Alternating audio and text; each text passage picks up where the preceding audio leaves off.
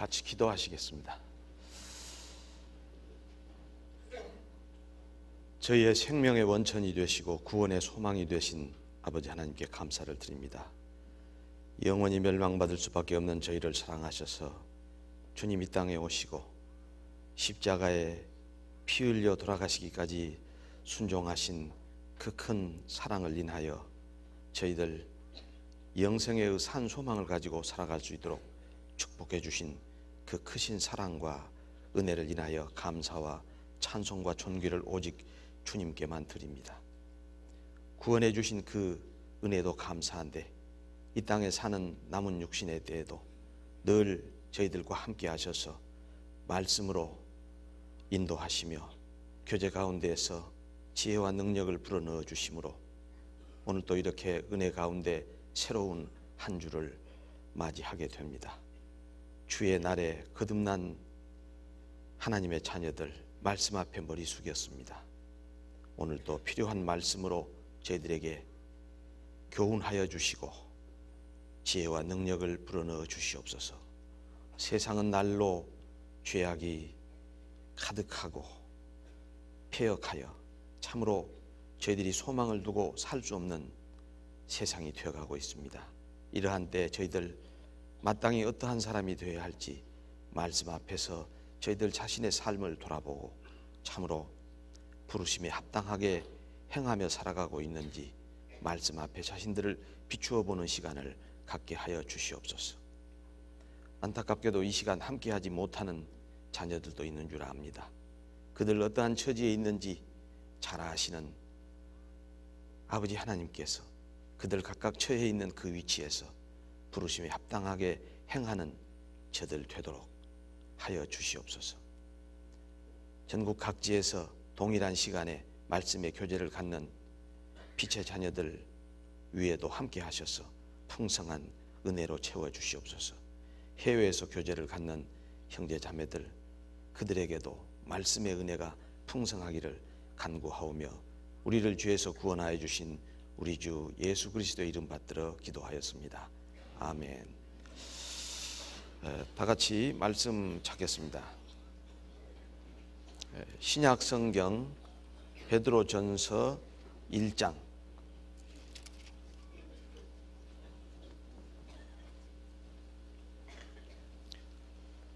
신약 378페이지 베드로전서 1장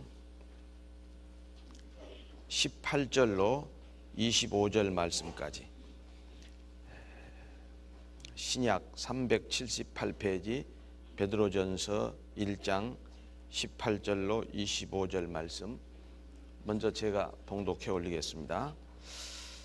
너희가 알거니와 너희 조상의 유전한 망령된 행실에서 구속된 것은 은이나 금같이 없어질 것으로 한 것이 아니요 오직 흠없고 점 없는 어린 양 같은 그리스도의 보배로운 피로 한 것이니라.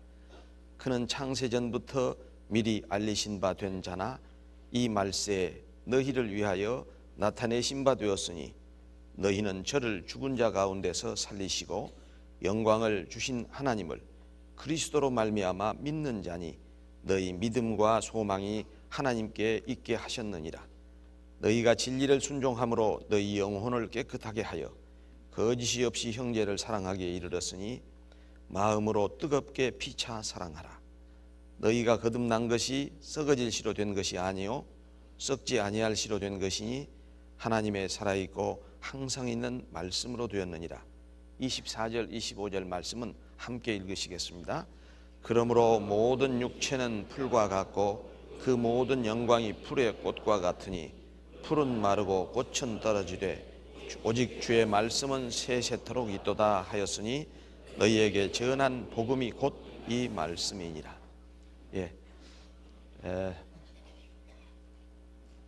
전주에서 교제 생활을 하고 있는데요. 어제 저녁 전국 교회 학교 부장 선생님들을 비롯한 직임을 맡고 있는 형제님들의 자매님들의 교제가 있어서 서울까지 올라왔는데 이렇게 또 주일날 말씀을 함께 공부할 수 있는 기회를 허락해 주신 하나님의 은혜에 감사를 드립니다. 서울에서 열심히 주님을 위해서 사시는 형제자매님들 주 안에서 강건하셨으리라고 믿습니다. 또 강건하시기를 바랍니다.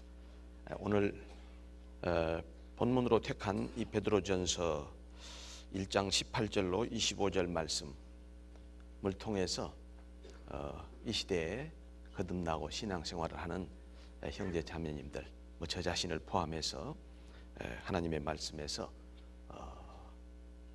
많은 위로와 격려를 받을 수 있기를 바랍니다. 특히 베드로전서는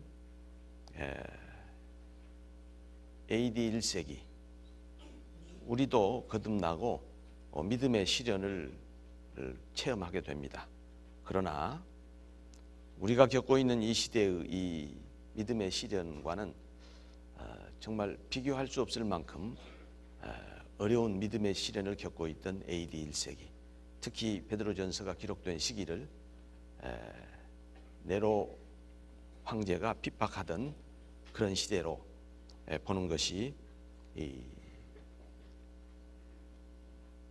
대부분의 성경학자들의 공통된 의견입니다. 이 베드로전서가 기록된 시기가 네로 황제가 예수 그리스도를 믿는 그리스도인들을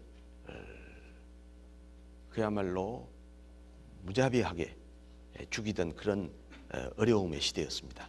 그런 시대 때 베드로 사도께서 믿음의 시련을 겪고 있는 성도들을 위로하고 격려하고 소망의 삶을 살아갈 수 있도록 이 서신을 성령의 감동하심으로 기록하셨다, 이렇게 우리가 봅니다. 특히 방금 본문이 들어있는 1장의 요절이 7절이라고 할 수 있습니다. 다 같이 1장 7절 읽어보실까요?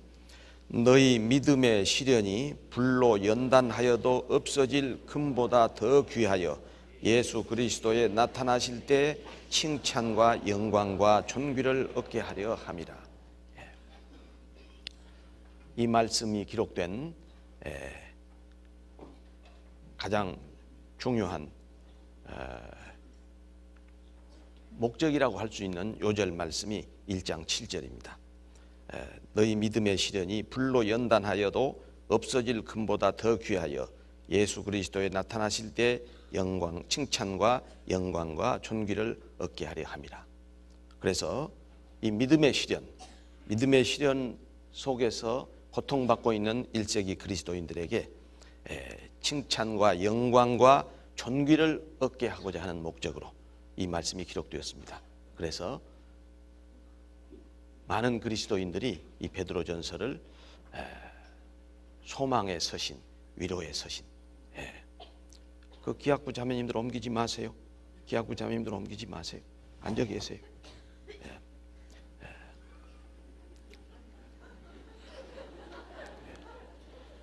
그래서 이 베드로전서 1장 18절로 25절 말씀으로 오늘 주일 집회 말씀의 본문으로 해서 말씀이 주시는 위로와 소망의 교훈을 받기를 바랍니다. 서울교회에서는 항상 이 목사님 나오셔서 기도하시고 교독하시고 찬양하고 이렇게 본문 말씀을 하는데 저희 지역에서는 그냥 바로 기도하고 말씀으로 들어갑니다. 그래서 먼저 암송하신 분이 찬양을 광고하시는데 제가 교독을 안 하는 대신 오늘 본문으로 삼은 베드로전서 1장 18절로 25절 말씀이 이 베드로전서의 전체적인 내용 속에서 어떤 위치에 있는가라고 하는 것을 말씀드리는 것으로 교독을 대신하고 찬양대 찬양해 주시겠습니다.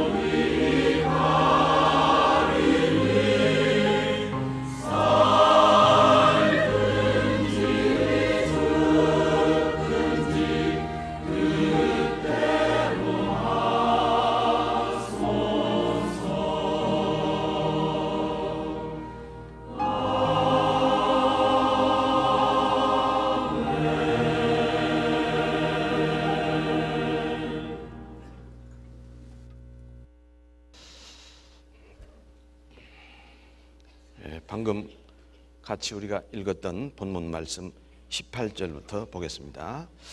너희가 알거니와 너희 조상의 유전한 망령된 행실에서 구속된 것은 음이나 금같이 없어질 것으로 한 것이 아니요 오직 흠 없고 점 없는 어린 양 같은 그리스도의 보배로운 피로 한 것이니라. 그는 창세 전부터 미리 알리신 바 된 자나 이 말세에 너희를 위하여 나타내신 바 되었으니 너희는 저를 죽은 자 가운데서 살리시고 영광을 주신 하나님을 그리스도로 말미암아 믿는 자니 너희 믿음과 소망이 하나님께 있게 하셨느니라. 오늘 본문을 전반부와 후반부 두 군데로 나누어 본다면 18절부터 21절 말씀, 방금 읽은 이 부분의 말씀은 우리가 예수 그리스도의 보혈로 거듭나고 믿음의 삶이 시작됩니다.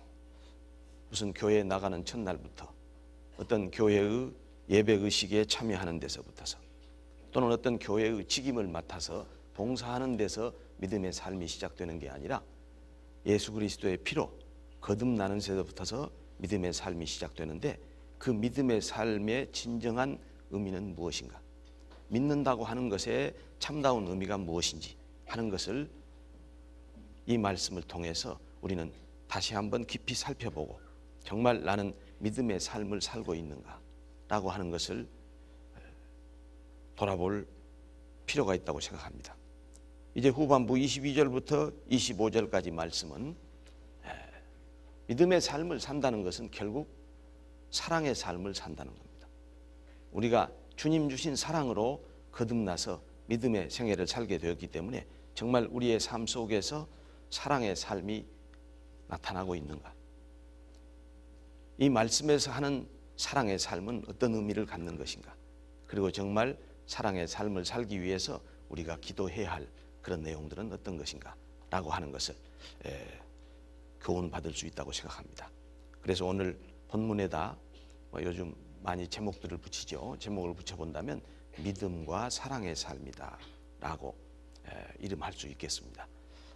아까도 1장 7절 말씀을 통해서 베드로전서 1장 뿐만 아니라 베드로전서 전체를 우리 그리스도인에게 주신 목적이 믿음의 시련 속에서도 참으로 주님 앞에 섰을 때 우리가 칭찬과 영광과 존귀를 받을 수 있는 그런 삶을 살기 위해서는 먼저 1장 1절로부터 12절까지에서는 소망의 삶에 대해서 말씀하고 있습니다.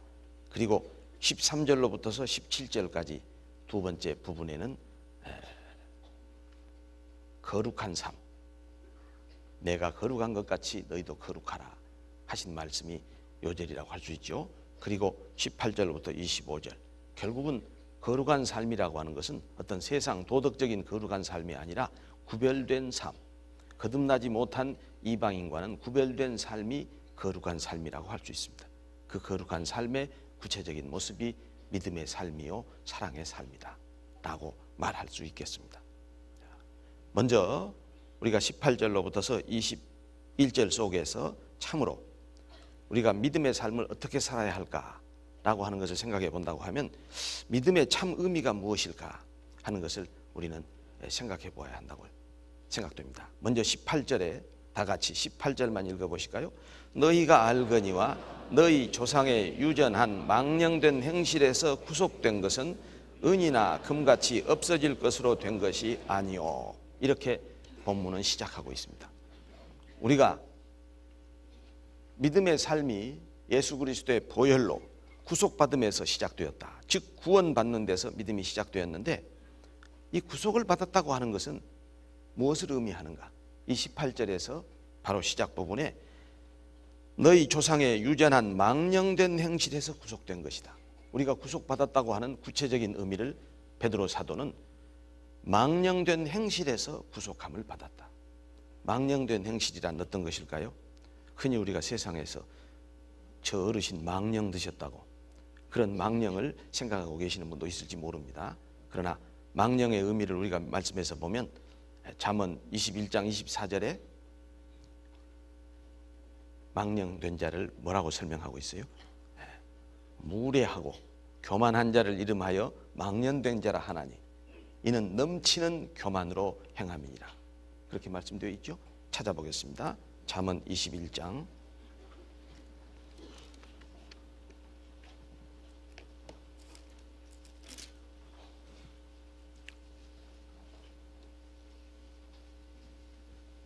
933페이지 잠언 21장 24절 말씀 찾으셨으면 같이 읽어보시겠습니다. 무례하고 교만한 자를 이름하여 망령된 자라 하나니 이는 넘치는 교만으로 행함이니라. 바로 우리가 거듭나기 전에 우리 조상 아담으로부터서 거듭나는 순간까지 우리는 망령된 행실 속에서 살고 있었습니다. 무례하고 교만한 자를 이름하여 망령된 자라고 한다고 했는데, 생각해 보세요. 우주 만물을 창조하신 하나님, 내 생명의 원천이신 창조주 하나님을 알지 못하는 사람은 무례하고 교만할 수밖에 없죠. 그러니까 제가 생각나네요. 저는 1980년 8월 달에 이 말씀을 듣고 거듭났는데, 그보다 상당히 정확하게 지금 기억이 없어요.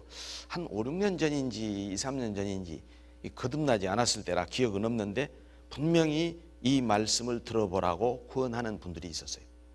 그것도 지금 생각하니까 연세가 좀 드신 자매님 한 3분이 오셨어요. 그래가지고 이렇게 집회를 하는데 말씀을 들어보래요. 나도 나름대로 교회를 10년 가까이 다니고 잘 믿는다고 생각하고 있는데 들어보라고 하니까 엄청 기분이 나쁘더라고요. 그런데 안 듣겠다고 그랬어요. 이런지야 안 듣겠다고 그랬어요. 그러면서 속으로 참 되게 할 일도 없는 여자들이다. 남의 집까지 찾아와서 남의 남자한테, 교회 잘 다니고 있는 그것도 기독교 신자한테 말씀 들어보라고 하니 좀 불쾌하기도 하고 이런지하에 거절했어요. 그러니까 이런지하에 상대방이 나한테 뭐라고 하냐면 교만하대요. 그런데요, 제가 그때 굉장히 속으로는 불쾌했지만 교만하다는 말을 듣고 내가 교만하지 않으려면 어찌하겠어요? 참아야죠. 나는 겸손한 사람이라는 것을 보여주기 위해서 대꾸를 안 했어요. 그러면서 속으로 부글부글 끓으면서 뭐라고 그랬냐, 전라도 말로 지들이 교만하고만, 그런 생각이 가득 찼었어요. 얼마나 교만해요. 남의 집 남자한테 와서 말씀 들으라고 했다가 안 듣는다고 하니까 단박에 교만하다고 나오니까. 그러나 그 뒤에 세월이 지나고 참으로 말씀을 듣고 거듭나서 창조주 하나님 앞에 내 자신을 바라보았을 때, 그때 그 교만하다는 말이 무슨 뜻인지를 몇 년 뒤에 이해했어요. 그리고 제가 겸손했던 것은 인간적인, 실은 그 아주머니들보다는 내가 훨씬 더 높은 위치에 있는데 낮아진 척 하는 것이 인간적 교만이잖아요. 그러나 창조주 하나님 앞에 영원히 멸망받을 수밖에 없는 죄인이고 벌레요 구더기인 인생이 교만할 게 뭐가 있겠어요? 정말 겸손해질 수밖에 없죠. 그런데 그때 그 교만하다는 말을 들으면서 정말 무례하고 교만한 자를 이름하여 망령된 자라 하나니 이는 넘치는 교만으로 행함이니라. 창조주 하나님을 알지 못하면 우리는 무례하고 교만할 수밖에 없다는 것을 다 깨닫습니다. 왜? 우리가 예수 그리스도의 보혈로 거듭났기 때문에. 실은요, 이 베드로전서 1장에 사용된 망령된 자라고 하는 그 망령된 이 원어는 헬라어로 마타이어스라고 합니다. 이 마타이어스라는 뜻은 도저히 이룰 수 없는 일을 성취하려고 하는 헛된 행위, 공허한 행동, 그런 의미를 가지고 있다고 합니다. 우리가 거듭나기 전에 얼마나 참 헛된 꿈을 이루려고 사방으로 뛰어다녔습니까? 저도 그때 열심히 외국까지 나가서 그야말로 명예를 얻는 것이 인생의 목적이라고 착각하고 공부하고 있을 때예요. 그런데 이렇게 3개월 만에 뜻하지도 않았는데 국내로 불러 들여서 말씀을 듣게 하는 그 하나님의 놀라운 섭리를 체험했듯이, 오늘 이 주일 찬송을 들으면서도 아마 찬양대 기악부 형제 자매들 좀 염려하셨을 거예요. 준비한 찬송도 못하면 어쩌나. 아무 염려도 하지 말라고 그러죠, 하나님께서. 근데 우리는 염려하는 그런 부족한 존재.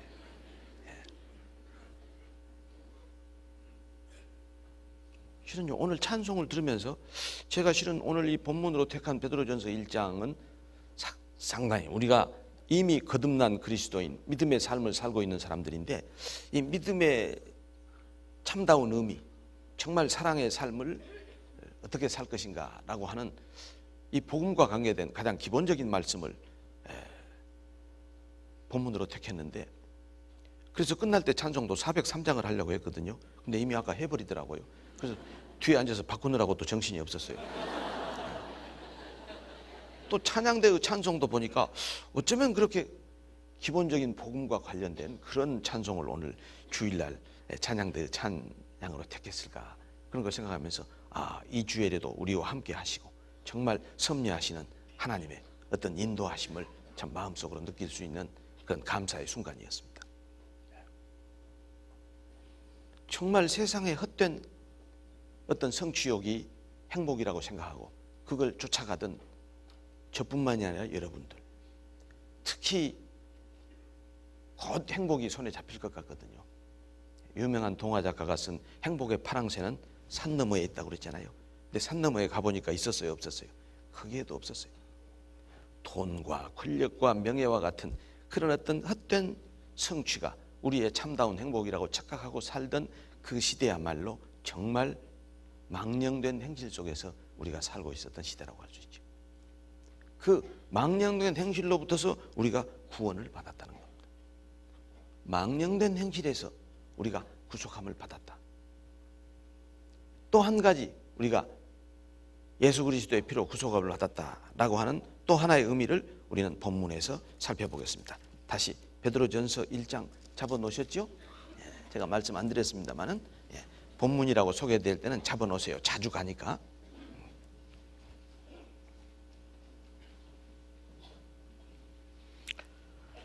18절로부터서 너희가 알거니와 너희 조상의 유전한 망령된 행실에서 구속된 것은 은이나 금같이 없어질 것으로 한 것이 아니요. 19절 같이 읽으실까요?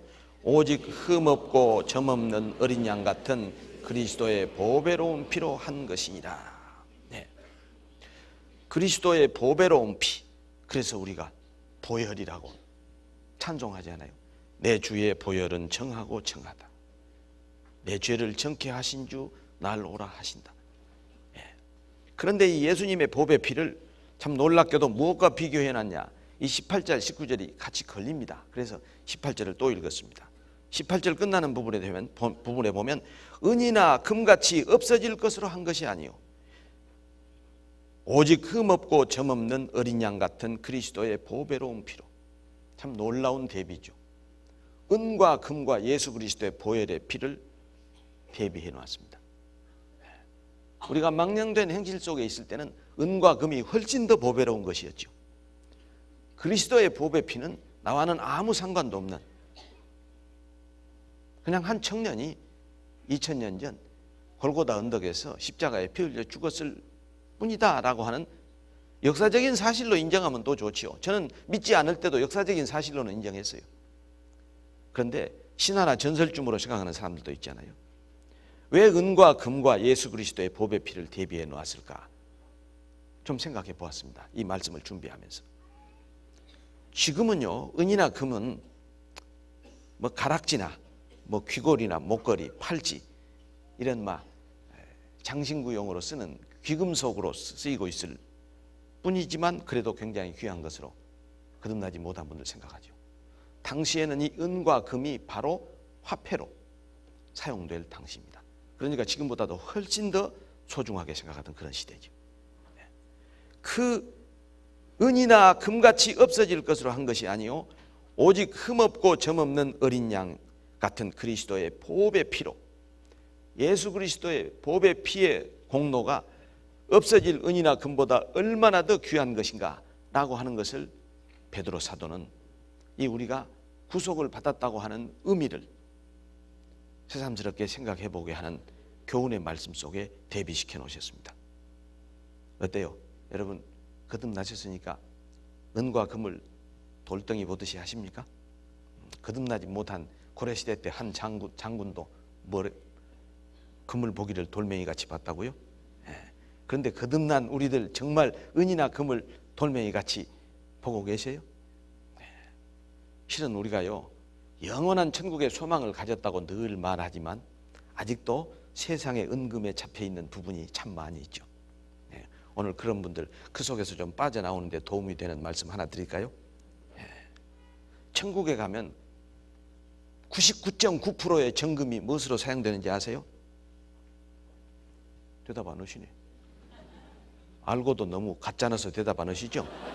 상관없어요. 너무 쉬운 걸 물으시면 대답 안 하셔도 좋아요. 도로 포장용으로 써요. 도로 포장용.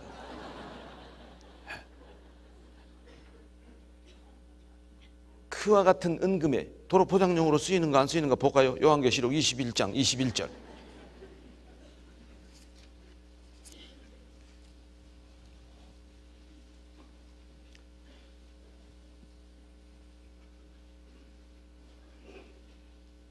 요한계시록 21장 21절 422페이지 찾으셨으면 같이 읽으시겠습니다. 그 12문은 12진주니 문마다 한 진주요 성의 길은 맑은 유리 같은 정금이더라. 천성의 길이 뭐라고요? 정금이라. 도로 포장됐어요 안 됐어요? 그런데 아직도 거듭난 그리스도인이 그 은이나 금에 대해서 연연하고 있는 우리들 자신, 여러분 어때요? 우리 시대에는 금으로 포장 안 하죠? 우리 세상은 시멘트나 아스팔트로. 여러분 그렇게 시멘트나 아스팔트에 애착 갖고 계십니까? 그래요. 야, 내가 갈 천국은 가서 보면 순도 99.9%의 정금이 도로 포장용으로 쓰이고 있을 것인데 세상에 살면서 그것에 아직 붙잡혀 있어서 되겠느냐 하는 생각을 한번 해볼 필요가 있어요. 그런데 역시 그 시대에도 금과 은은 우리 시대보다도 더 소중하게 생각했기 때문에 그 놀라운 금과 은과 예수 그리스도의 보혈의 피를 대비하셨어요. 왜 예수 그리스도의 보혈의 피, 은과 금과는 비교할 수도 없는 그 보배 피를 예수님이 지불하시고 우리를 구속했을까요? 그때 당시에 로마에는 많은 노예들이 있었습니다. 우리가 구속이라고 하는 용어를 배울 때 값을 지불하고 노예를 사가지고 자유로운 시민으로 해방시켜주는 그 시대적 배경을 가지고 구원할 구자, 살 속자를 써서 구속이라는 용어가 성경에 사용되고 있습니다. 얼마나 많은 노예들이 그때 당시 로마 제국에 있었냐? 글쎄요, 정확한 통계인지는 모르지만 제가 문헌에서 본 바에 의하면 AD 1세기 로마 제국에는 5천만 내지 6천만 명의 노예가 있었답니다. 어때요? 우리 지금 남한의 인구보다 더 많은 노예가 로마 제국에만 있었어요. 로마 시내에만 65만의 노예가 있었어요. 자유시민 대 노예의 비가 4대 1. 또 할 일 없는 사람 통계지만 가장 많이 데리고 있었던 사람, 한 부자가 노예를 제일 많이 거두는 4,116명. 정말 기가 찰 노릇이죠. 그런데 그 많은 노예들은 주인이 생명도 마음대로 할 수 있습니다. 결혼, 죽이고 살리고 자식을 팔고 그 마음대로 할 수 있어요. 그런 그 노예 상황 속에서 정말 자유시민이 된다고 하는 것은 우리가 그 시대의 어떤 기록물이나 또는 영상물을 보면 얼마나 그 노예들이 비참했는지, 특히 그 노예들끼리 검투사로 싸움을 붙여놓고 이러면 죽이잖아요. 그런 시대의 우리가 영상물을 보면 정말 그 노예의 생활이 얼마나 비참했었는가. 여러분, 그 로마 시대의 노예의 생활이 더 비참했을까요? 우리가 구원받기 전에 우리의 영적 상태가 더 비참했을까요? 그런 육신적인 부자유와는 비교할 수도 없는 정말 비참한 우리가 바로 죄의 종살이를 하고 있었습니다. 거기에서 우리를 구원해 내시기 위해서 예수님이 보배로운 피를 대속의 값으로 지불하셨습니다. 그래서 이 구속이라고 하는 그 헬라어 원어를 보면은 약 3가지가 쓰이고 있어요. 전에 이 목사님 설교하실 때도 배운 적이 있습니다만 아고라조, 엑사그라조,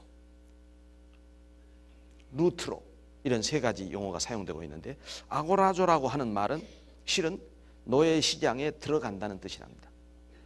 노예를 사서 해방시켜 주려면 첫 단계 노예 시장에 들어가야죠. 노예 시장에 들어가지도 않고 노예를 사서 해방시켜 줄 수가 없죠. 그래서 같은 구속이라는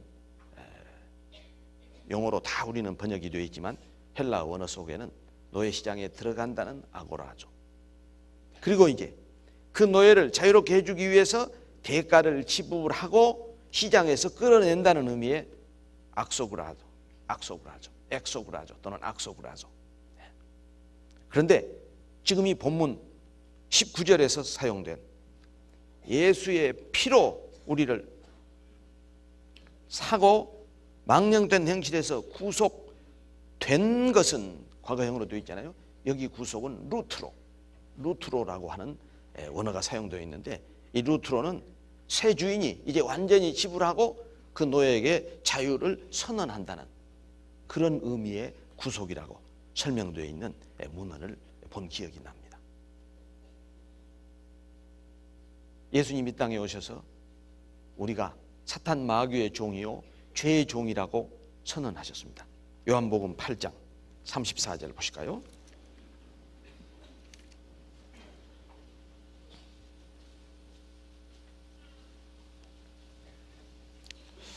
(159페이지) 요한복음 8장 34절.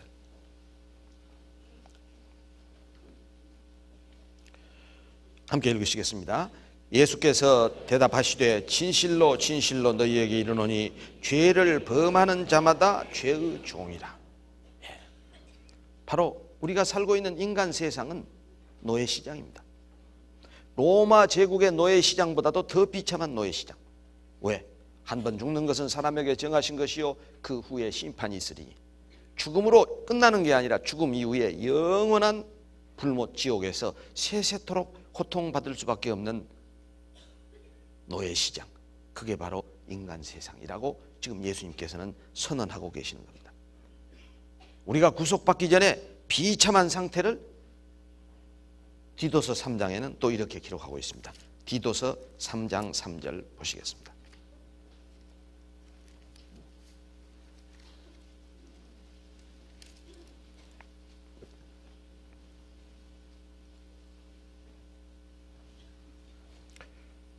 (349페이지) 디도서 3장 3절 같이 읽으실까요? 우리도 전에는 어리석은 자요 순종치 아니한 자요 속은 자요 각색 정욕과 행락의 종로로 탄 자요 악독과 투기로 지낸 자요 가증스러운 자요 피차 미워한 자이었으나. 정말 우리가 거듭나기 전에 우리의 영육간의 상태를 이보다 더 적나라하게 한 절 말씀 안에 우리도 전에는 어리석은 자요 순종치 아니한 자요. 어떤 사람이 어리석은 자입니까? 마음에 이르기를 하나님이 없다 하는 사람이 어리석은 자잖아요. 순종치 아니한 자요. 창조주 하나님을 인정하지 않는데 어떻게 하나님께 순종하겠습니까? 진리의 말씀에 어떻게 순종하겠습니까? 각색 정욕과 행락의 종로로 탄 자요. 정말 우리는 잘못된 욕망을 충족시키기 위해서 온갖 부도덕한 행위를 저지를 수밖에 없는 비참한 죄의 종이요 사탄 마귀의 종이었습니다. 당연히 하나님의 미워하시는 가증스러운 자일 수밖에 없었죠. 또 그런 종들끼리도 미워합니다. 피차 미워하는 자였으니 우리의 구원받기 전의 상태를 이렇게 하나님의 말씀은 단 한 절의 말씀 속에서 우리에게 보여주십니다. 하나님의 말씀의 놀라운 능력, 그 하나님 말씀 앞에 우리가 서면 우리가 비참한 죄인이라는 것을 깨닫습니다. 그걸 깨닫지 못하면 우리는 거듭날 수 없습니다. 저도 상당히 양심적으로 살고 제법 깨끗하게 산 줄 알았어요. 왜? 제가 하는 직업이 교직이어서 교직에 22년 동안 있었으니까 학생들을 봐서라도 그렇게 참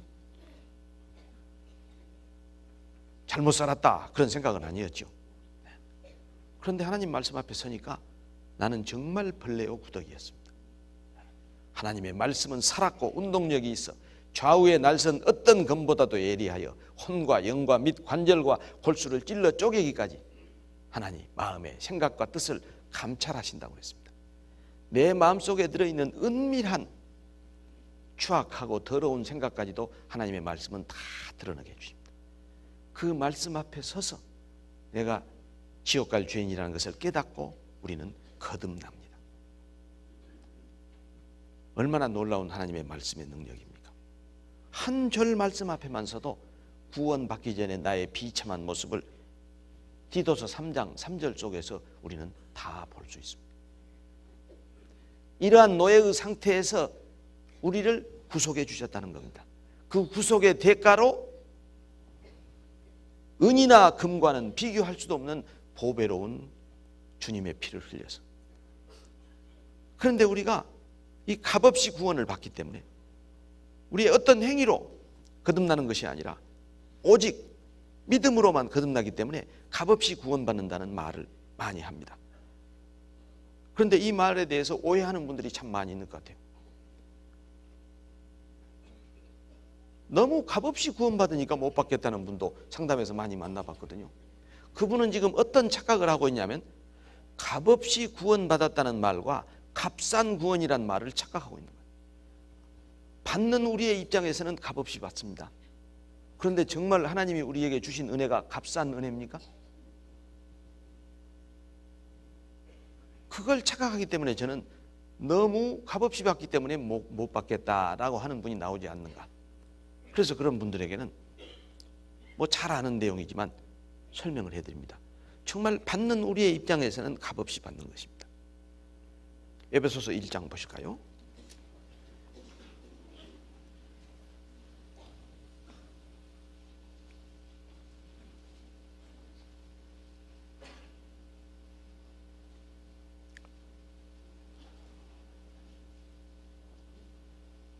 (6절) 말씀에 이는 그의 사랑하시는 자 안에서 우리에게 거저 주시는 바 그의 은혜의 영광을 찬미하게 하려는 것이라.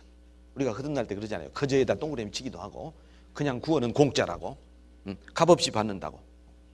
사람들이 막 뭘 해갖고 받으려고 하니까 말씀에 값없이 주시는 구원, 거저 주시는 구원, 공짜로 받는 구원, 이걸 강조하다 보면 값없이 받는 구원을 값싼 구원으로 착각하는 분들이 나온다고. 우리를 구원해 주시는 주님의 입장에서는 무엇을 지불했습니까? 목숨을 지불했어요. 그것도 죽을 수밖에 없는 죄인의 목숨을 지불한 게 아니에요. 여기 기록된 우리 말씀처럼 흠도 없고 점도 없고 죄를 범한 일이 전혀 없으신, 죄를 알지도 못하는 그분이 지옥 갈 죄인들을 위해서 목숨을 지불하셨어요. 이게 값싼 구원입니까? 이게 값싼 은혜입니까?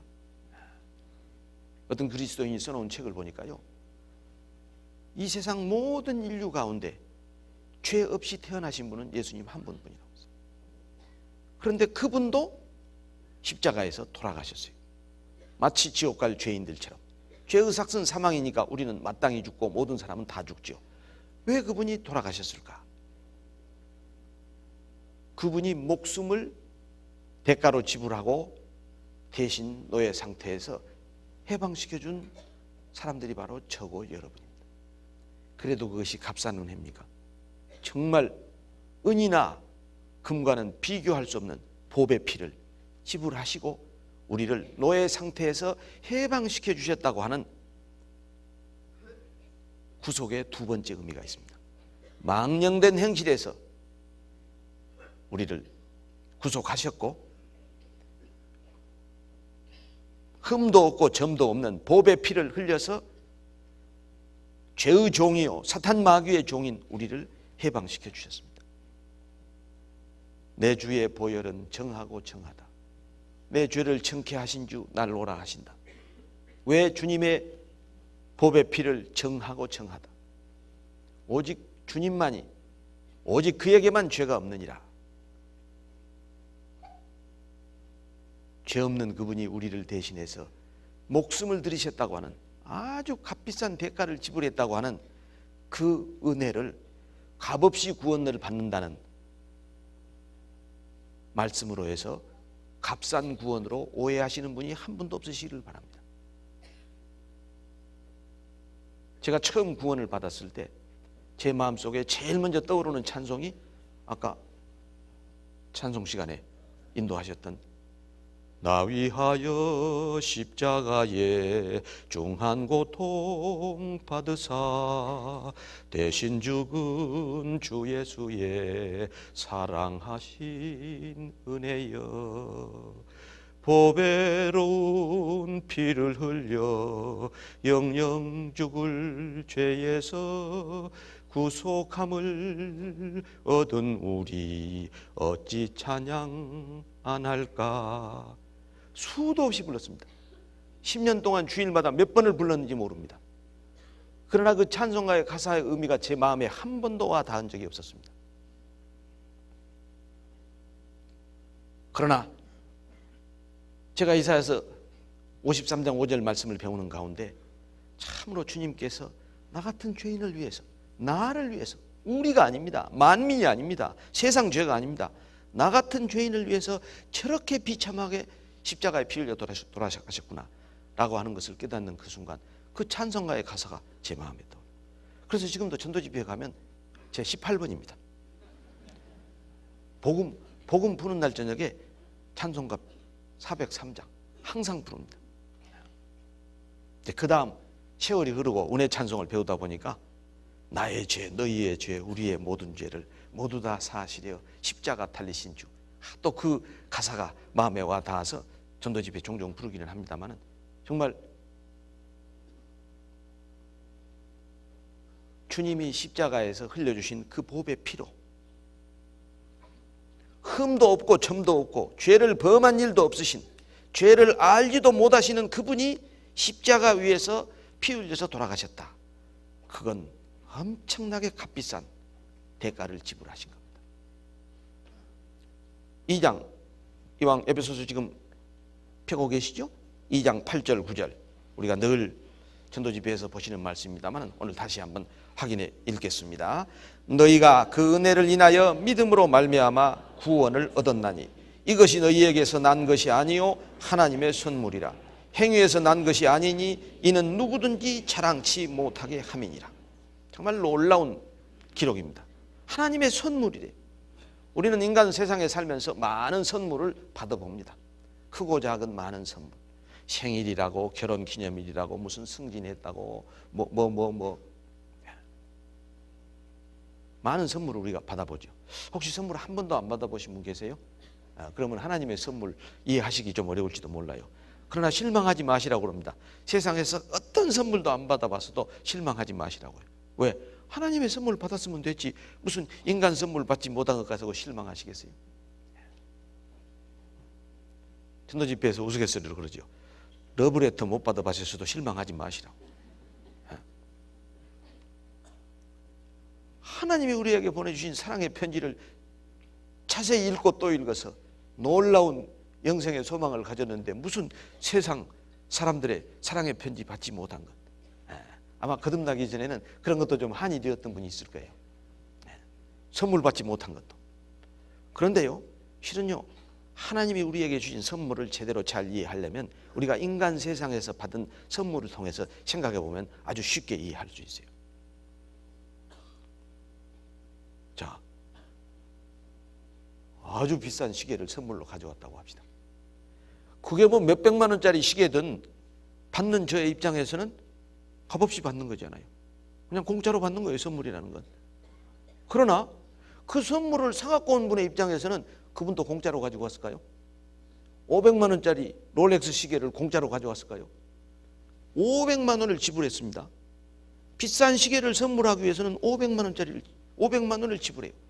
여러분, 500만 원 모으기가 그렇게 쉽던가요?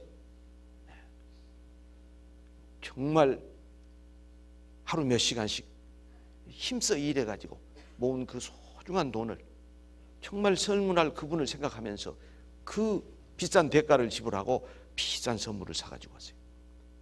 그래서 우리가 값이 비싸건 안 비싸건 선물을 받으면 잊지 못해요. 선물은 다 거저받지만 그 선물을 사기 위해서 우선 그분이 나를 생각했다고 하는 것. 그리고 그 대가를 지불하고 선물을 사는 정성. 여러분, 선물 사서 많이 하세요. 예. 정말 주님이 주신 우리에게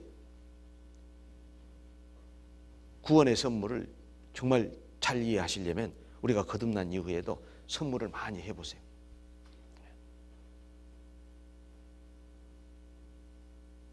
어떤 그리스도인이 그렇게 얘기했죠. 구원받은 그리스도인에게는 두 개의 손을 주셨다. 주는 손과 받는 손. 여러분은 주는 손을 더 많이 쓰십니까? 받는 손을 더 많이 쓰십니까? 선물을 많이 한다는 말은 주는 자가 받는 자보다 더 복이 있다 하신 말씀대로 사는 분인가? 왜 우리가 두 개의 손을 주셨다고 그분이 말씀하셨을까요? 그리고 하나는 받는 손이고 하나는 주는 손이라고 그랬어요. 바로 주는 손의 삶이 우리가 이어서 믿음의 삶에 이어서 우리가 후반에서 살펴본 사랑의 삶이라고 할 수 있습니다. 우리가 세상에 없어질 썩어질 은이나 금을 주고 산 선물도 감사해야 하고 잊지 못하고 기회가 있으면 보답하려고 하죠. 그러잖아요. 하물며 흠도 없고 점도 없는 그분이 십자가 위에서 피를 흘려서 나를 노예 상태에서 망령된 행실에서 구속해 주셨습니다. 그런데 어찌 찬양 안 하고 어찌 보답의 삶이 없을 수 있겠습니까? 다시 본문으로 돌아가겠습니다.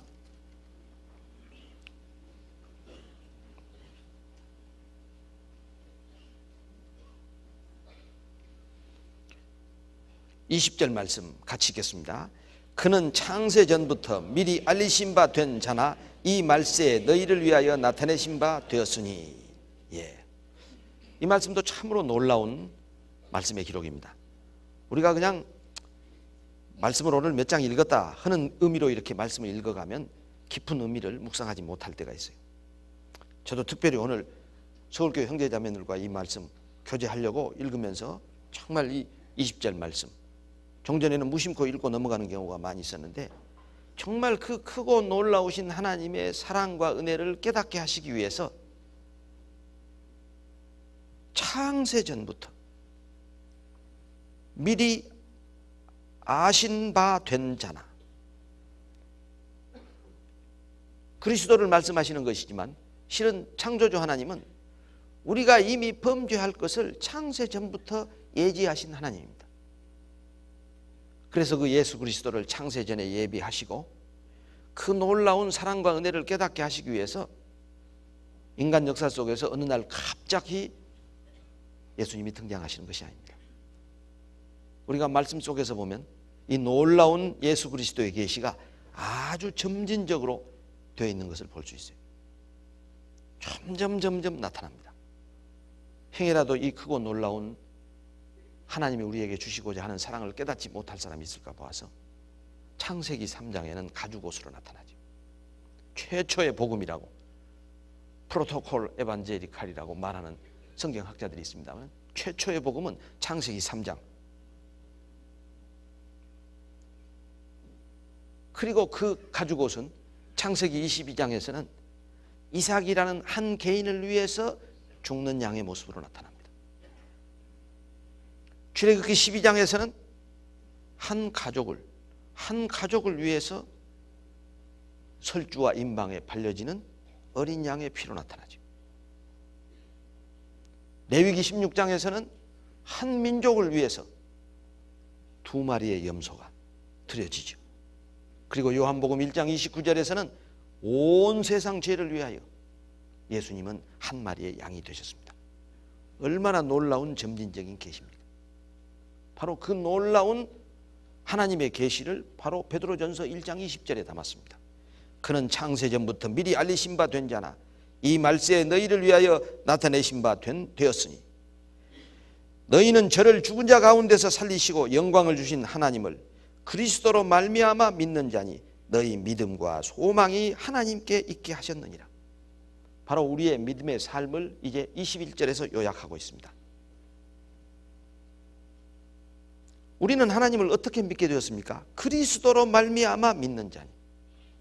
그리스도를 통해서 계시된 하나님을 우리는 믿는 겁니다. 우리가 그리스도를 모르면 하나님을 믿을 수 없어요. 창조주 하나님이 계시다는 것은 알 수 있어요. 그러나 그리스도를 통해서만이 우리는 하나님을 믿고 하나님이 주시는 영생의 축복을 받는 겁니다. 그리스도로 말미암아 믿는 자니 믿음과 소망이 하나님께 있게 하셨느니라. 바로 우리가 살아가고 있는 이 믿음의 삶이라고 하는 것은 예수 그리스도의 보배 피로 구원함을 받고, 구원을 받을 때 예수 그리스도를 구주로 영접합니다. 영접하는 자, 곧 그 이름을 믿는 자들에게는 하나님의 자녀가 되는 권세를 주셨으니. 교회 다니는 분들 물어보세요. 다 영접했다고 그래요. 그러면 한 단계 더 물어보세요. 영접했다는 의미가 무엇입니까? 대답 못하는 사람이 10중 8구가 아니라 10중 10입니다. 영접했다고는 다 말해요. 영접했다는 의미가 무엇입니까? 요한복음 1장 12절 영접하는 자, 곧 그 이름을 믿는 자들에게는. 영접했다는 말은 예수님 이름을 믿는다는 말이에요. 예수님을 이름을 믿는다는 말이 무엇입니까? 예수 이름이 무슨 뜻이라고 되어 있어요? 마태복음 1장 21절 저희 백성을 자기 죄에서 구원할 자이십니다. 죄사함을 믿지 않는 예수 영접이 얼마나 많은 시대에 우리가 살고 있는지 몰라요. 그래서 요즘은 영접식 구원이란 말도 생겨났잖아요. 저도 처음 구원을 받고요, 바로 교제를 떠나서 저는 외국에 가서 생활했어요. 그래서 어디 구원받은 모임이 없나 하고 이 대만 타이베이시에 있는 교회를 몇 군데 찾아다녀 봤어요. 유명한 장개석 총통하고 같이 대륙에서 망명해가지고 지금 우리 한국에서 보는 그랜드 주석에도 소개된 유명한 목사님, 그 교회도 가봤어요. 가봤는데 도저히 거기서 말씀을 들을 수가 없어요. 이제 갓 거듭나고 8월 5일 날 거듭나고 9월 달에 나갔으니 제가 뭐 교제를 알겠어요. 뭐 말씀을 얼마나 분별하겠어요. 그래도요, 그분 말씀을 들을 수가 없어요. 왜? 주일날 한 길어야 30분 사도 바울의 생애를 가지고 생활 설교를 기껏 해놓고 끝날 무렵에 주님 영접하고 싶은 사람 손 드십시오. 그래놓고 앞에 나오십시오. 그래놓고 날따라 기도하십시오. 그래놓고 구원받았대요. 영접했대요. 그러니 저는 그런 체험으로는 거듭나지 않았기 때문에 그 교제가 있을 수가 없는 거예요. 그래서 테이프는 몇 개 가지고 왔어요. 지금도 가지고 있습니다. 그 중국어 설교 좀 들어보기 위해서. 정말 제가 타이베이시에 있는 교회를 다 찾아보지는 못했어요. 그러나 제가 교제할 수 있는 모임이 있을까 하고 찾아보는 가운데에서 만나지 못했어요. 그래서 저는 혼자 그냥 성경 읽고 간간히 국내에서 보내주는 말씀 테이프 듣고 또 교제지, 지금 생명의 빛 같은 아주 얄팍한 팜플렛으로 나오는 그런 교제지가 있어요. 그런 교제지를 통해서 한 2년 반 정도 교제하다가 귀국을 했기 때문에 아주 늦둥입니다. 구원받고 이 교제에 붙기까지 엄청난 오랜 세월이 걸렸어요. 아주 지지나 부지나 중에서도 아주 레이터 브루머라고 그럽니다. 그런 사람은 아주 늦둥이, 우리 늦둥이란 말이 있잖아요. 그런데 이 늦둥이를 오늘 또 이 자리에까지 서게 해주셨으니 얼마나 놀라운 하나님의 은혜입니까?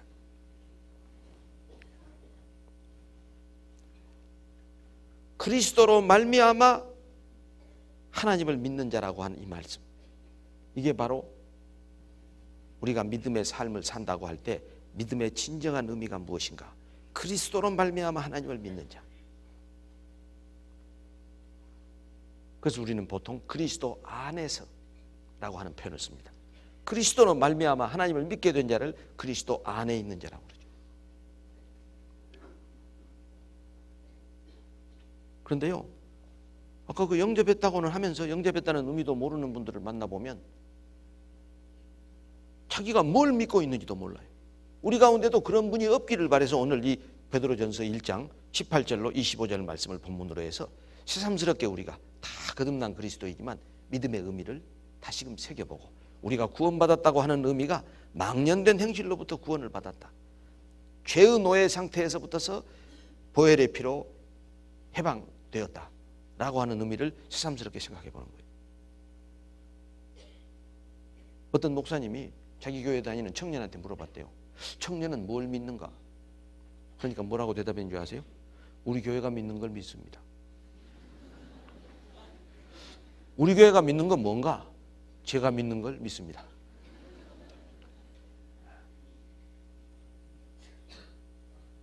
그 믿음이라는 말 속에 무엇을 믿는지 믿음의 대상이 나와 있습니까? 그리스도를 통하여 하나님을 믿는 자, 그리스도 안에서 우리의 믿음의 대상인 그리스도를, 길이요 진리요 생명인 그리스도를 빼버리면 우리의 믿음은 아무것도 없어져 버립니다. 이와 같은 믿음의 삶을 살고 있는 우리들에게 베드로 사도는 22절로 25절까지 말씀 속에서 이제 믿음의 삶을 산다고 하는 것은 믿음으로, 주님 주신 그 믿음으로, 그리스도를 통해서 하나님을 믿게 된 그 믿음으로 사랑의 삶을 살아야 한다를 22절에서 강조하고 있습니다. 너희가 진리를 순종함으로 너희 영혼을 깨끗하게 하여 거짓이 없이 형제를 사랑하기에 이르렀으니 마음으로 뜨겁게 피차 사랑하라. 사랑하라는 명령입니까? 선택입니까? 사랑하랍니다. 세상에 사랑을 어떻게 명령합니까? 그래요. 인간적인 사랑과 하나님의 사랑이 다른 점이 그것입니다. 인간적인 사랑은 절대로 사랑할 수 없는 사람은 사랑 못해요. 결혼해라 그러면 결혼되던가요? 사랑해라 그러면 사랑돼요? 아닙니다. 너희에게 새 계명을 주노니 너희는 서로 사랑하라. 내가 너희를 사랑한 것 같이 너희도 서로 사랑하라. 너희가 서로 사랑하면 이로써 모든 사람이 너희가 내 제자인 줄 알리라. 바로 주님 주신 요한복음 13장의 새 계명은 사랑의 명령입니다. 마찬가지로 22절에서 거짓이 없이 형제를 사랑하기에 이르렀으니 마음으로 뜨겁게 피차 사랑하라. 사랑이 두 번 나오고 있어요. 우리는 그냥 똑같은 사랑 이렇게 번역되어 있습니다. 그런데 실은요, 신약은 헬라어로 기록된 줄 다 아시죠? 구약은 히브리어로 기록되고 앞에 사랑은 필로스고 뒤에 사랑은 아가페입니다. 필로스 어서 들어본 것 같죠? 철학을 영어로 뭐라고 그래요? 필로소피 그러죠. 지혜를 사랑하는 학문이란 뜻이에요. 참 그리스 사람들 그 학문 이름은 잘 지었는데 정말 사랑해야 할 지혜는 못 사랑하고 인간적인 지혜만 사랑했다는 안타까움이 있기는 합니다만은 필로스. 그때 당시 신약에 사용된 사랑에는 여러 가지 의미의 사랑이 있습니다. 그 중에서 여기 처음에 사용된 필로스는 이 형제 간의 사랑입니다. 형제 간의 사랑. 너희가 진리를 순종함으로 우리가 말씀을 듣고 거듭나서 이제 진리에 순종할 수 있는 하나님의 자녀로 거듭났습니다. 거듭난 그리스도인은 거짓이 없이 형제를 사랑하기에 바로 형제 간의 사랑, 필로스가 거기 사용되는 게 당연하지 않아요. 여러분 정말 그리스도 안에서 한피 나눈 형제 자매들을 거짓 없이 사랑하세요? 왜 거짓 없이 사랑한다는 표현을 썼을까요? 좀 가식으로 마스크를 쓰고 사랑할 수도 있어요. 우리는 육신을 가지고 있기 때문에 좀 거짓을 가지고 사랑한다고 하면 사랑에 욕이 되니까 의무적인 사랑. 사랑하라고 주님이 명했으니까 사랑 안 할 수도 없고 미워하고 싶은 마음도 있는데 사랑해야지 하는 사랑이 아마 좀 거짓이 있는 사랑이라고 할 수 있겠죠. 의무적인 사랑. 그런데 이제 교제 가운데서 점점 이렇게 성장하다 보면 사랑하는 게 나에게 유익하거든요. 하나님의 말씀에 순종해서 좀 미워했던 형제나 자매를 사랑해 보니까 내 믿음 생활에 도움이 돼. 그래서 이제 자기 유익으로 사랑하는 그런 사랑이 있을 수 있어요. 그것은 거짓 없이 사랑하라고 하는 말씀에 어느 정도 접근했다고 말할 수 있죠. 그러나 그 다음 말씀, 마음으로 뜨겁게 피차 사랑하라. 나에게 유익하기에 사랑하는 정도는 마음으로 뜨겁게 피차 사랑하는 사랑이라고는 할 수 없죠. 바로 마음으로 뜨겁게 피차 사랑하는 그 사랑은 하나님이 우리를 사랑하신 사랑, 주님이 십자가에서 우리를 사랑하신 아가페적인 사랑. 원수를 사랑하라는 명령을 우리는 듣고 있죠. 원수를 사랑하라. 처음부터서 원수를 사랑할 수 있는 사랑의 경지에 들어갈 수 있는 사람은 없습니다. 형제 자매를 거짓 없이 사랑할 수 있어야 마음으로 피차 뜨겁게 사랑할 수 있는 경지에 들어갑니다. 이 본문에는 이 두 가지 사랑이 사용되고 있습니다만 우리가 잘 아는 이 그리스 사람들은 참 이 학문을 좋아해서 이 서양 학문이 그리스에서 시작됐잖아요. 그리스의 사랑이란 용어도요 4가지 사랑으로 그 사랑의 종류를 구별하고 있어요. 이 필로스라고 하는 이 신약 성경에 사용된 그 사랑보다 앞서 육신적인 사랑으로서는 우리가 잘 아는 에로스라고 하는 사랑, 남녀 간의 사랑, 이성 간의 사랑이라고 할 수 있죠. 우리는 그걸 까딱 잘못하면 추잡하고 어떤 음란한 그런 사랑으로만 생각하기 쉬운데 그렇지 않습니다. 에로스의 사랑이 없었으면 우리는 출생하지 못하죠. 이성 간의 사랑으로 우리는 육신의 생명을 이 땅에 탄생받게 됩니다. 그리고 그 다음 두 번째 육신적인 사랑으로서 그리스 사람들은 스트로게라고 하는 사랑을 씁니다. 스트로게. 친자 간의 사랑, 부모와 자식 간의 사랑. 생명이 태어나지만 부모의 보살핌이 없으면 양육될 수가 없어요. 그 바로 부모와 자식 간의 사랑을 통해서 우리가 양육됩니다. 그리고 이제 한 가족 안에서 형제 간에 우리는 우애를 체험하게 돼요. 그 형제 간의 사랑이 필로소. 이제 육신의 삶을 살다가 놀라운 진리의 말씀을 듣고 진리의 말씀으로 거듭나서 하나님의 사랑을 우리가 체험하면 우리도 거짓 없이 사랑하는 단계에서 마음으로 피차 뜨겁게 사랑할 수 있는 사랑의 단계로 들어가게 되는 겁니다. 거듭나지 못한 사람은 아마 에로스의 사랑, 부모 자식 간의 사랑의 체험에서 끝난다고 말할 수 있죠. 그러나 형제 간의 사랑도 육신의 형제 자매를 통해서도 우리가 경험을 하지만 진정한 거짓 없이 사랑하는 필로스의 사랑도 거듭난 그리스도인들 안에서 그리스도 안에서 한피 나눈 형제 자매들 속에서 더욱더 완성된 필로스의 사랑을 우리가 체험한다. 그렇게 말할 수 있고 참으로 거듭난 그리스도인만이 마음으로 뜨겁게 사랑할 수 있는 사랑의 삶을 살아가면서 우리가 신앙생활을 해가고 있는 겁니다. C.S. 루이스라고 하는 우리가 저서를 통해서 많이 접하게 되죠. 캠브리지 대학 신학부의 교수를 지냈던 분이고 많은 저서를 통해서 우리 구원받은 그리스도인들에게도 영향을 미치고 있는 그리스도인입니다. 제가 그분이 써놓은 책 가운데에서 인용된 것을 몇 군데 봤는데 참 그 인상적이었던 것은 한 그리스도인이 C.S. 루이스 교수를 찾아갔대요. 선생님, 왜 구원받은 그리스도인에게 이렇게 고난이 있습니까? 그렇게 질문하니까 뭐라고 대답했는 줄 아세요? 고난마저 없었으면 얼마나 오만방자했겠습니까? 그렇게 대답했대요. 망령된 행실, 교만한 육신의 삶이 거듭난 육신 속에도 남아있기 때문에 우리가 거듭난 신앙생활 속에서도 교만해질 수 있음을 C.S. 루이스 교수는 잘 체험한 분이라고 할 수 있죠. 그렇지 않아도 교만한데 고난마저 없으면 얼마나 오만방자해졌겠느냐.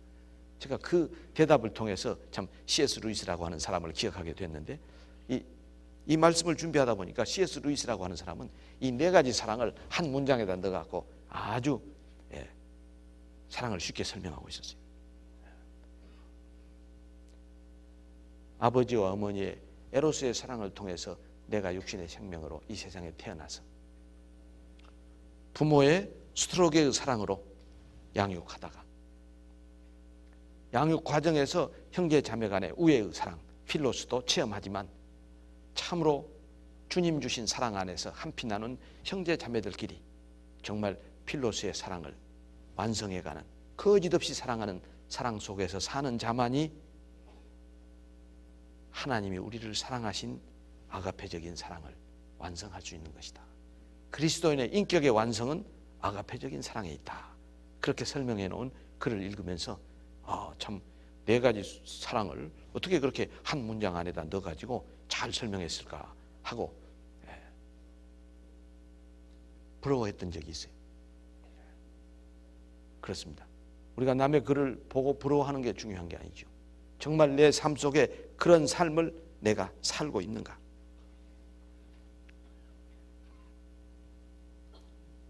(21절과 22절) 말씀을 보면 21절과 22절 안에 믿음, 소망, 사랑이 다 나옵니다. 우리가 고린도전서 13장에서 믿음, 소망, 사랑은 언제나 있을 것이라고 강조하고 계시는데 결국은 우리가 거듭나고 믿음의 삶을 살고 사랑의 삶을 산다고 하는 것은 믿음, 소망, 사랑 안에서 살아간다고 요약할 수 있습니다.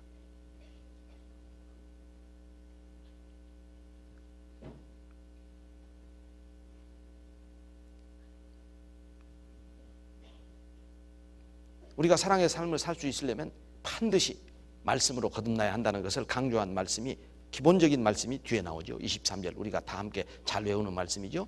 너희가 거듭난 것이 아니요 썩어질 씨로 된 것이니 썩지 아니할 씨로 된 것이 아니니 하나님의 살아있고 항상 있는 말씀으로 되었느니라. 너희가 거듭난 것이 썩어질 씨로 된 것이 아니요 썩지 아니할 씨로 된 것이니 하나님의 살아있고 항상 있는 말씀으로 되었느니라. 저는 최근에요 이 말씀의 의미를 새삼스럽게 생각해보는 그런 기회를 많이 가지고 있습니다. 우리 교제 안에서 말씀을 듣고 거듭나서 신앙생활을 잘하고 있던 형제자매님들 가운데에서 어느 날 갑자기 흔들리고 미혹이 되는 것을 봐요. 많은 수는 아니지만. 그런데 놀라운 것은 그분들과 상담을 해보고 그분들로부터 이렇게 이야기를 들어보면 너무나 이 말씀에 대한 확신이 없는 거예요. 그렇게 많이 말씀을 듣고 그렇게 많이 말씀을 배웠는데 만나서 얘기해보면 뭐라고 하냐면 우리 교회에서 가르친 말씀, 아무개 목사가 가르친 말씀, 진리를 이렇게 생각하고 있는 거예요. 여러분, 서울중앙교회에서 배운 말씀을 믿으십니까? 하나님의 살아있고 항상 있는 말씀을 믿으십니까? 이요한 목사님이 가르치는 말씀을 진리라고 믿으십니까? 하나님의 살아있고 항상 있는 말씀을 진리로 믿으십니까? 왜 흔들릴까 하고 생각해 보면서 정말 우리가 전도집회에서만 이 베드로전서 1장 23절 말씀, 너희가 거듭난 것이 썩어질 씨로 된 것이 아니요 썩지 아니할 씨로 된 것이 하나님의 살아있고 항상 있는 말씀으로 되었느니라.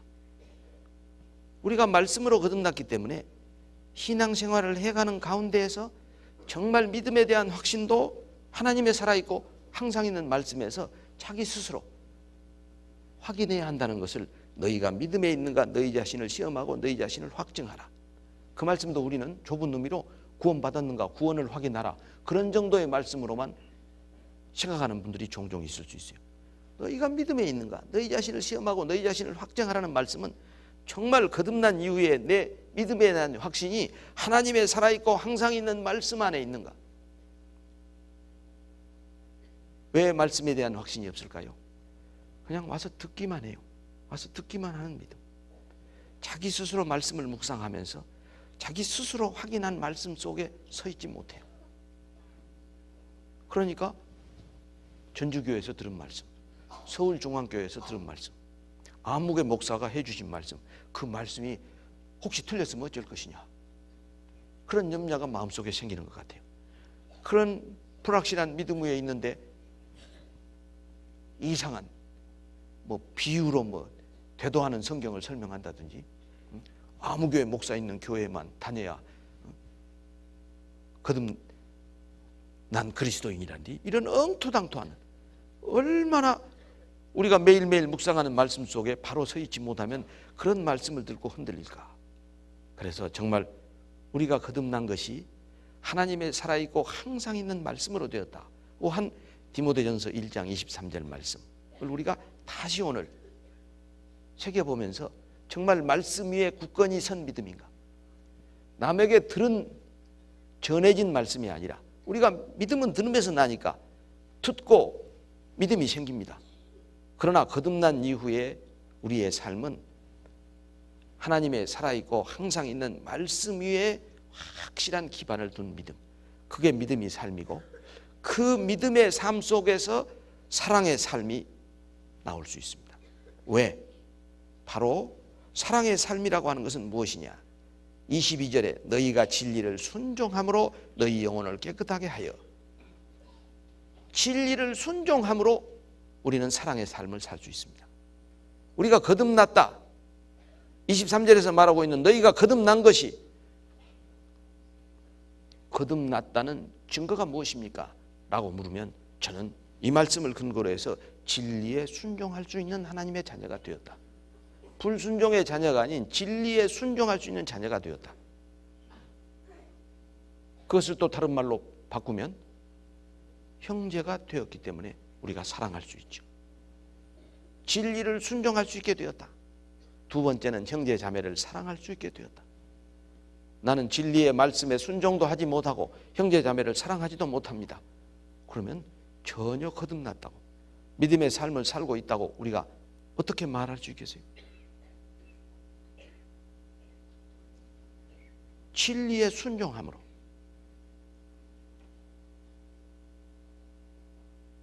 우리가 왜 말씀을 묵상합니까?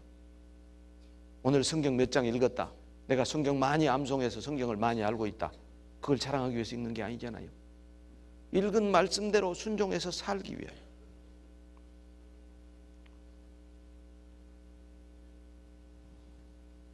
진리에 순종하는 삶 속에서만이 한피 나눈 형제 자매를 사랑할 수 있는 사랑의 삶이 나타날 수 있습니다.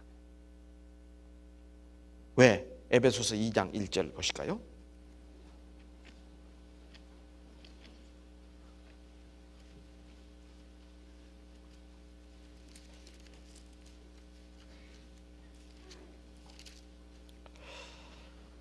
(311페이지) 너희의 허물과 죄로 죽었던 너희를 살리셨도다. 그때 너희가 그 가운데서 행하여 이 세상 풍속을 좇고 공중의 권세 잡은 자를 따랐으니 곧 지금 불순종의 아들들 가운데서 역사하는 영이라. 전에는 우리도 다 그 가운데서 우리 육체의 욕심을 따라 지내며 육체와 마음에 원하는 것을 하여 다른 이들과 같이 본질상 진노의 자녀이었더니. 본질상 진노의 자녀. 여기 말씀하고 있는 진노의 자녀는 불순종의 자녀란 말입니다. 진노의 자녀에서 이제 진리에 순종할 수 있는 하나님의 자녀로 태어났으면 우리는 진리에 순종해서 사는 것이 마땅하고, 거짓 없이 형제를 사랑하고 마음으로 뜨겁게 피차 사랑하라고 하는 명령에 순종해서 사는 삶이 우리의 신앙생활 속에서 나타나야 하지 않겠어요?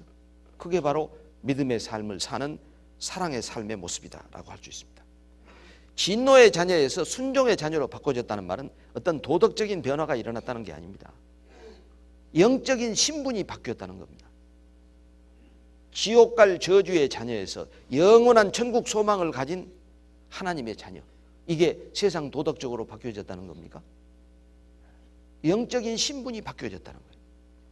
그래서 베드로전서 1장 너희가 예수 그리스도를 보지 못하나 사랑하는도다. 이제도 보지 못하나 믿고 말할 수 없는 영광스러운 즐거움으로 기뻐하니 믿음의 결국 곧 영혼의 구원을 받음이라. 우리의 영적 신분이 바뀌어졌다는 것을 영혼의 구원을 받음이라고 표현하고 있습니다. 영혼의 구원을 받았다는 말은 진리의 말씀에 순종하는 삶이 나타나는 삶을 살 수 있는 하나님의 자녀가 되었다는 겁니다.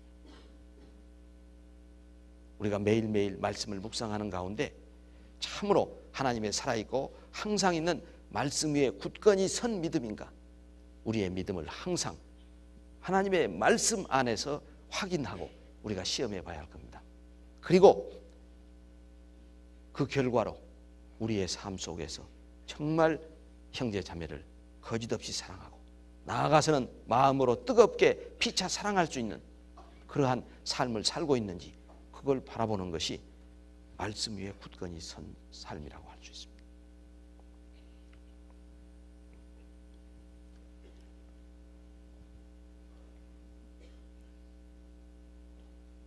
오늘 우리는 베드로전서 1장, 지금으로부터 시대는 달리해서 1900년 전 정말 짐승에게 찢겨 죽고 십자가 위에서 화형을 당하는 그와 같은 믿음의 시련을 살던 1세기 성도들에게 베드로 사도께서 정말 주님 다시 오실 때 주님 앞에 칭찬받고 영광과 존귀를 얻을 수 있는 그러한 자녀로서의 삶을 살으라고 권고한 말씀을 통해서 위로와 소망의 교훈을 여러분 받으셨기를 바랍니다. 물론 시대는 다르죠.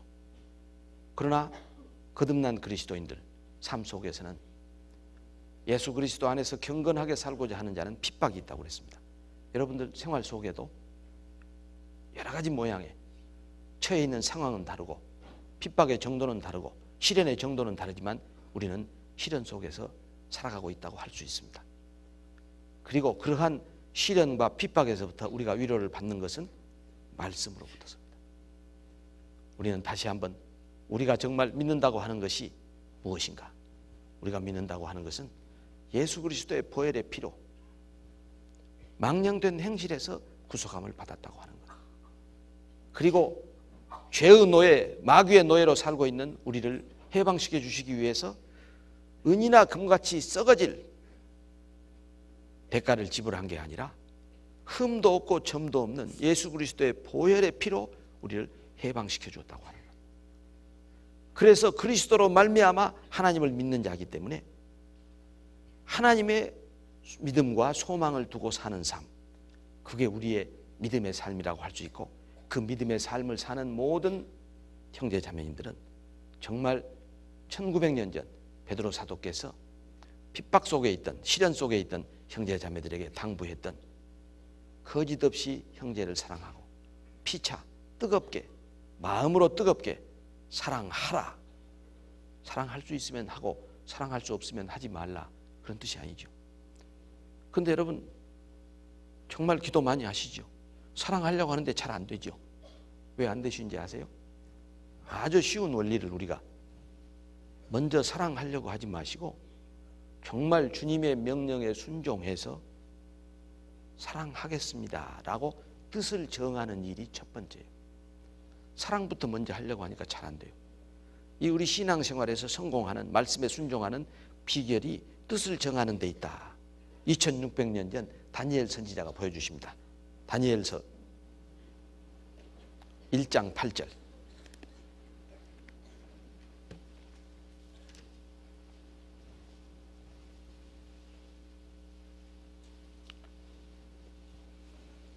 (1231페이지입니다)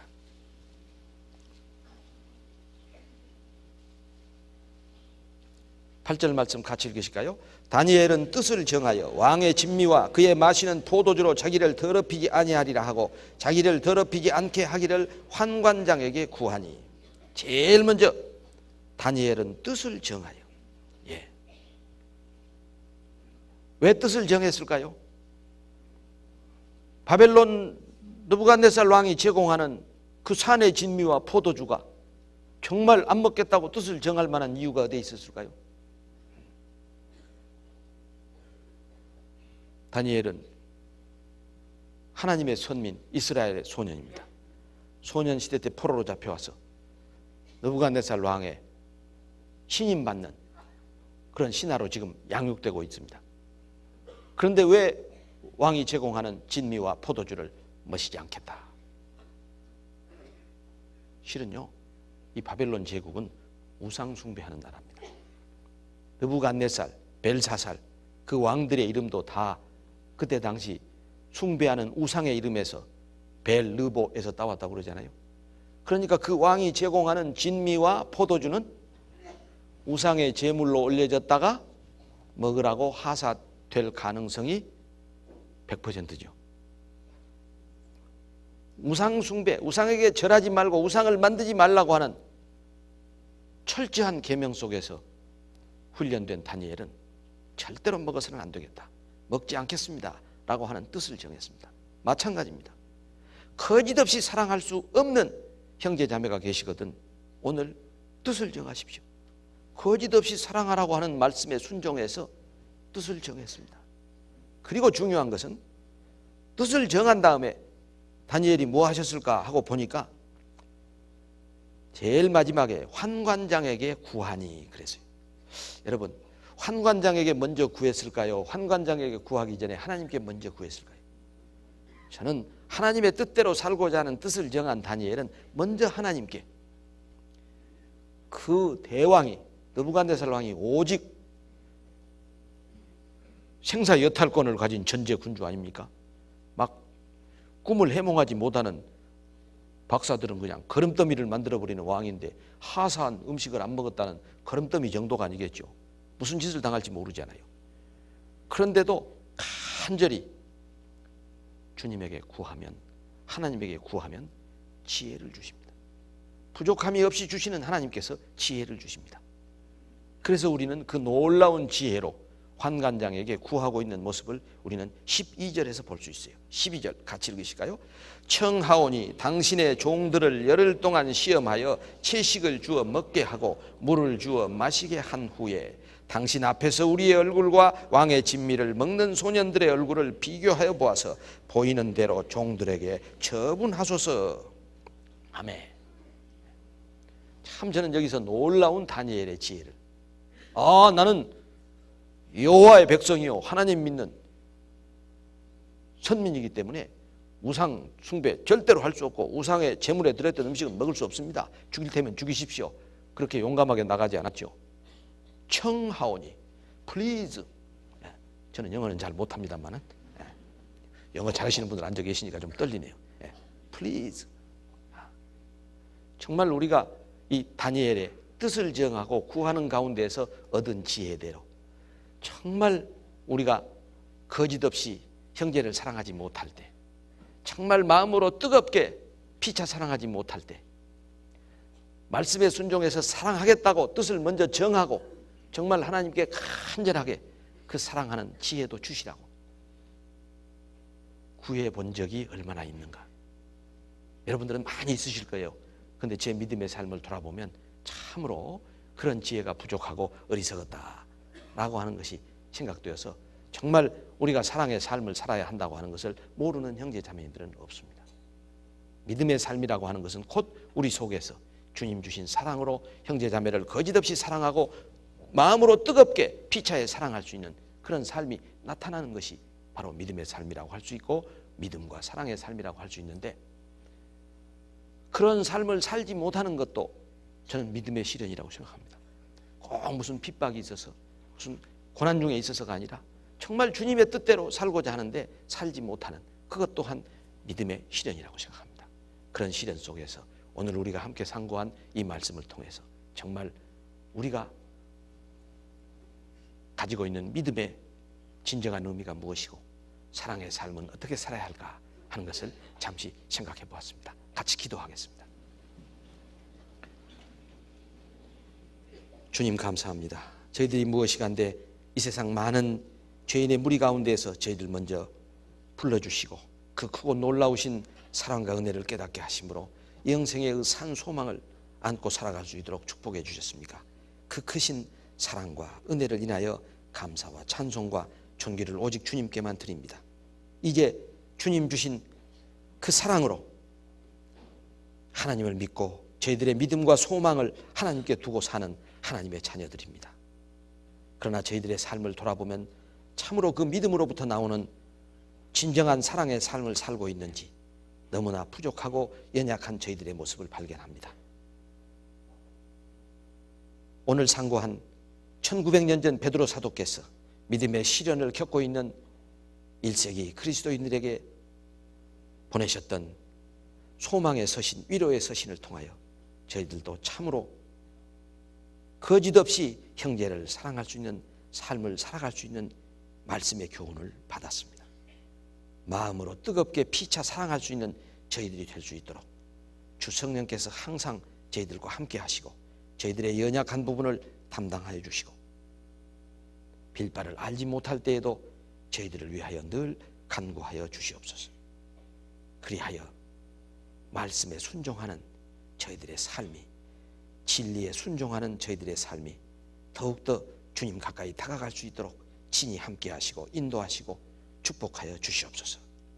저희들의 남은 육신의 모든 때가 오직 구원해 주신 주님의 은혜 가운데에서 늘 기뻐하며 쉬지 않고 기도하며 범사에 감사하는 삶이 되어지기를 간절히 바라오며 우리를 한결같이 사랑하시는 주 예수 그리스도의 이름 받들어 기도하였습니다.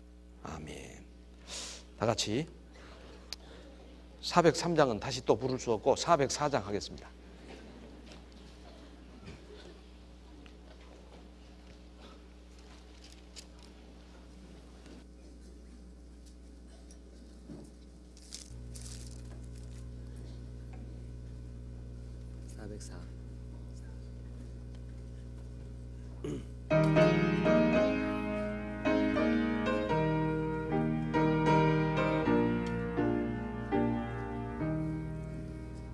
크신 하나님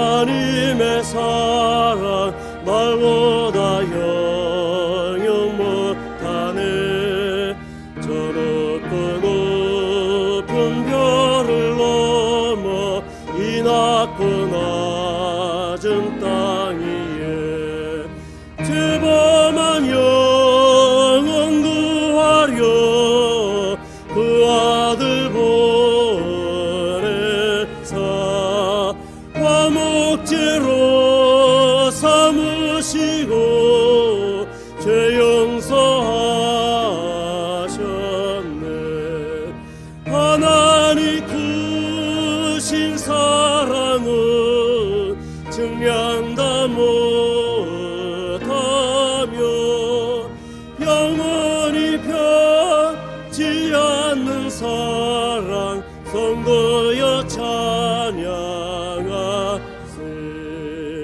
괴로운 시절 지나가고 땅 위에 영화세 할 때 주 믿지 않던 영혼들은 큰 소리 외쳐 울어도 주 믿는 성도들에게 큰 사랑 베푸사. 우리의 제사 했으니 그네 잊을까. 하나님 크신 사랑은 증량다 못하며 영원히 변치 않는 사랑 성도여 찬양하세.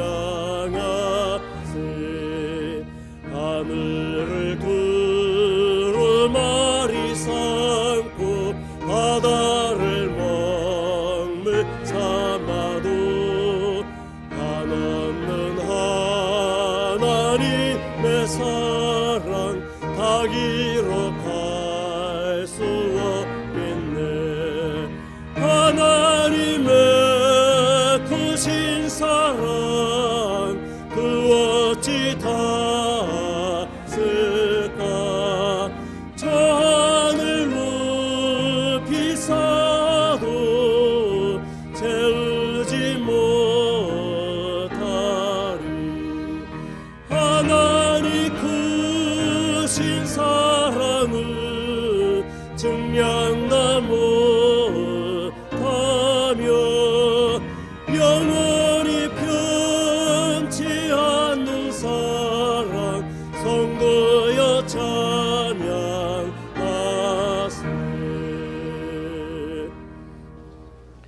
광고 있으시겠습니다.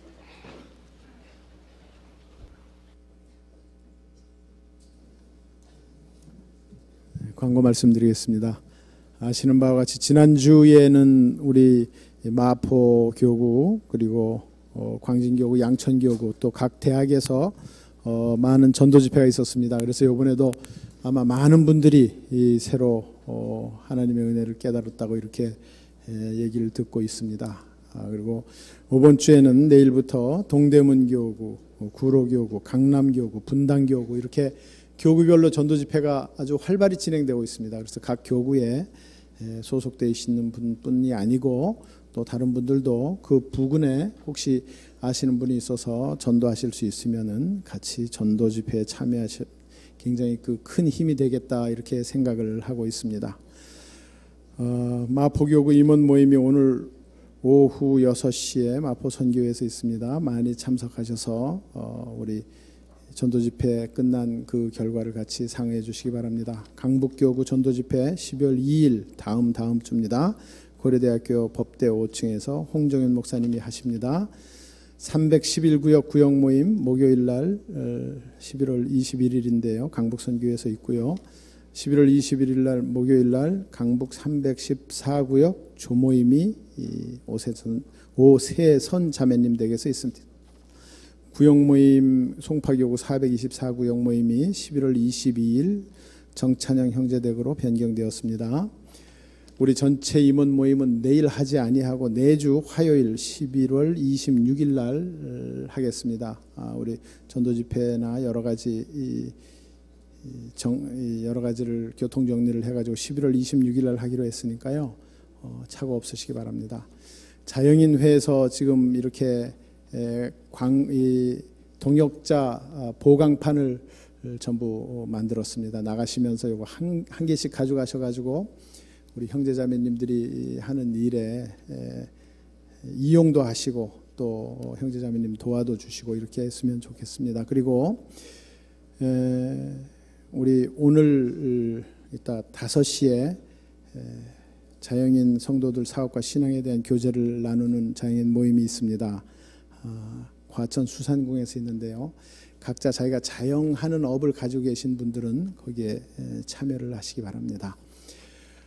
그리고 여러분들이 아마 그 목사님이 한 2, 3주 안 보이시니까 어떻게 되셨는가 궁금해 하시는 분도 많으시고 이렇게 물어오시는 분들도 많습니다. 또한 전국 교회에서도 굉장히 궁금해하고 계십니다. 목사님은 지난 10월 말에 이 간단한 수술을 받으셨습니다. 그래서 지금 뭐 전혀 부작용 없이 아주 굉장히 빠른 회복을 보이고 계십니다. 지금 7층에서 이 테레비로 이걸 보고 계실 텐데요. 아주 놀랍게 빨리 이 회복 중이십니다. 아마 많은 분들이 기도를 하고 또 알게 모르게 전국에서 많은 분들이 기도를 하고 또 저한테도 전화도 오고 또 목사님께도 참 위로의 전화도 오고 참 여러 가지가 많이 있습니다. 그래서 우리 형제자매님들 위해서 기도해 주시는 줄 잘 알고 있습니다. 여태 자세한 내역을 모르니까 기도를 못했지만 이제 목사님 건강을 위해서 좀 기도해 주시고요.